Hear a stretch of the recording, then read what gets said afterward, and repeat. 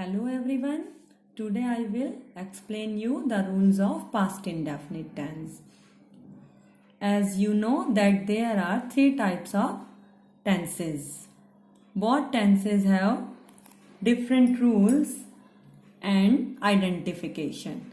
The identification of past indefinite tense is the Hindi word of a, e, ya, ye, ye, tha, the, thi, which are used at the end of the Hindi meaning of any verb. Means ये जितने भी words मैंने अभी बोले थे Hindi words, जिस भी verb के लास्ट में ये वर्ड यूज होंगे तो वो पास्ट इंडेफिनिट टेंस का सेंटेंस होगा.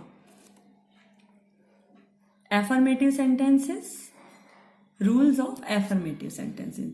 एफर्मेटिव सेंटेंसेस के रूल्स है पास्ट इंडेफिनिट टेंस के. We use second form of verb. With all subjects we use second form of verbs. Means सभी सब्जेक्ट्स के साथ, चाहे वो सिंगुलर सब्जेक्ट्स हो या प्लूरल सब्जेक्ट्स हो, बहुत सब्जेक्ट्स के साथ हम वर्ब की सेकेंड फॉर्म का यूज करेंगे. एग्जाम्पल, मैं कल कानपुर गया था. इन this sentence the subject is मैं एंड द वर्ब इज गया था and the resting part of sentence is object. In affirmative sentence, at first we write the subject, then verb and then object. At first subject मैं, I, we use I, and verb गया था, we use second form. गया जाने की first form होती है गो, हमने उसकी सेकेंड फॉर्म यूज की है वेंट. अगर कहीं पर स्पेस भी दिया हो, उस जगह का नाम भी दिया हो जहां हम जा रहे हैं, चाहे वो स्कूल हो, घर हो, तो हम उससे पहले प्रीपोजिशन टू यूज करते हैं. तो जैसे कि जगह का नाम दिया हुआ है कानपुर गया था, तो हमने कानपुर से पहले प्रीपोजिशन टू यूज किया, टू कानपुर. और आज, कल, परसों, संडे, मंडे, ये जितनी भी चीजें होती हैं इनकी इंग्लिश हम सबसे लास्ट में लिखते हैं. तो यहाँ पर कल, और कल कौन सा है, पास्ट टेंस है, तो ये बीता हुआ कल है, तो इसके लिए हमने यूज किया है यस्टरडे. तो कंप्लीट सेंटेंस की ट्रांसलेशन हुई, I went to Kanpur yesterday. Same example, two, आज जोर से बारिश हुई थी. In this sentence there is no subject, कोई भी सब्जेक्ट नहीं दिया हुआ है, तो मौसम से रिलेटेड सेंटेंस है, सीजन का वर्णन है, तो ऐसे सेंटेंस में हम सब्जेक्ट इट का यूज करते हैं. तो at first we use subject it, then second form of the verb बारिश होना. बारिश होने की वर्ब होती है rain, we use second form rain. बारिश कैसे हुई थी, पहले ऑब्जेक्ट पार्ट वो आएगा, बारिश हुई थी जोर से, हैवीली. कब हुई थी बारिश, आज. मैंने जैसे आपको फर्स्ट सेंटेंस में ही बताया, आज, कल, परसों, संडे, मंडे, इन चीजों की इंग्लिश सबसे लास्ट में आती है, तो at last we use today.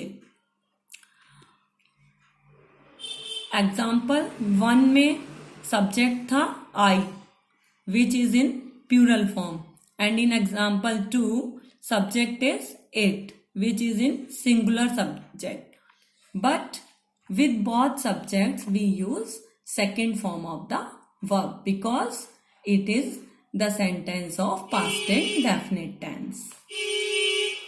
In negative sentences, negative sentences are of two types. first type negative sentence वो होते हैं जिनमें केवल नहीं शब्द का हिंदी में यूज किया जाता है, और सेकेंड टाइप नेगेटिव सेंटेंस वो होते हैं जिनमें कभी नहीं का यूज किया जाता है. तो पहले हम फर्स्ट टाइप नेगेटिव सेंटेंस का रूल देखेंगे.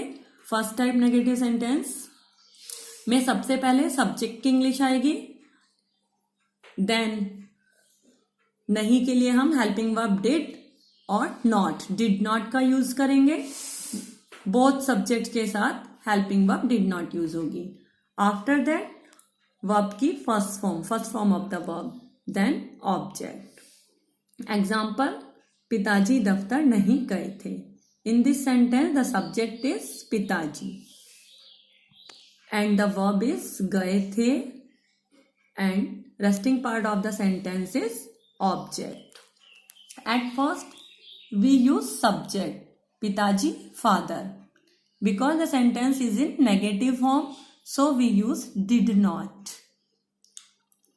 With did not we use V1 means first form of the verb. गए थे go. जाने के बाद जगह का नाम भी दिया है. अभी मैंने ऊपर के एग्जाम्पल में आपको बताया था कि अगर जगह का नाम दिया है तो हम गो के बाद हमेशा प्रीपोजिशन टू यूज करते हैं. तो go to office. And the complete translation of the sentence is father did not go to office. In negative second type negative sentences with कभी नहीं. कभी नहीं के लिए हम नेवर का यूज करेंगे. And the sequence of the sentence is subject after never, after second form of verb, after object. Example, मैंने कभी कोई वस्तु नहीं चुराई. At first we use subject, then never, then second form of the verb. With never we use second form of verb और with did not we use first form of verb. तो मैंने की इंग्लिश हुई आई. कभी नहीं के लिए never. चुराना इसमें वर्ब है तो उसकी सेकेंड फॉर्म होगी स्टॉल और ऑब्जेक्ट है कोई वस्तु anything. And the complete translation of the sentence is I never stall anything. In interrogative sentences are also two types, first type and second type. First type yes no type means जो sentence क्या word, Hindi word क्या से start होते हैं. और second type interrogative sentence जिनके बीच में कोई भी एनी क्वेश्चन वर्ड, कोई भी क्वेश्चन वर्ड यूज होता है. Both sentences rules different. दोनों तरह के सेंटेंस के रूल्स डिफरेंट होते हैं. At first we describe the first type interrogative sentences which are start with the word kya. For the word kya, जो सेंटेंस क्या वर्ड से स्टार्ट होते हैं उन सेंटेंस के लिए हम क्या की इंग्लिश के लिए व्हाट का यूज नहीं करते. ऐसे सेंटेंस में हम क्या की ट्रांसलेशन के लिए हेल्पिंग वर्ब, जो भी हमारा टेंस है उस टेंस में हमारी जो भी हेल्पिंग वर्ब है उस हेल्पिंग वर्ब को सबसे पहले यूज किया जाता है. तो in past indefinite tense our helping verb is did. So at first we use helping verb did. After did we use subject. In this sentence the subject is उन्होंने, तो we use they.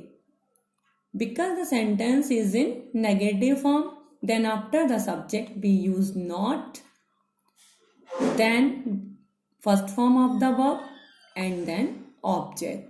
At last we use the question mark. Without question mark the sentence is not complete. Second type interrogative sentence. Second type interrogative sentence में हिंदी के sentence में कोई भी question word sentence के बीच में use होता है. But हम सबसे पहले उसी क्वेश्चन वर्ड की इंग्लिश सबसे पहले लिखते हैं जब हम उसकी ट्रांसलेशन बनाते हैं. एग्जाम्पल, उन्होंने किसकी सहायता की थी. तो क्वेश्चन वर्ड क्या है हमारा, किसकी. तो when we translate the sentence we at starting we use the English meaning of the word किसकी, whom.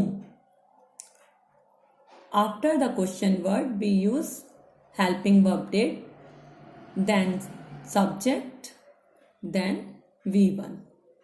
The complete meaning of the sentence is whom did they help, and at the end of the sentence we use question mark.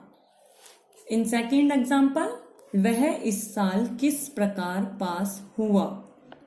The question word is किस प्रकार. So at first we use the word how.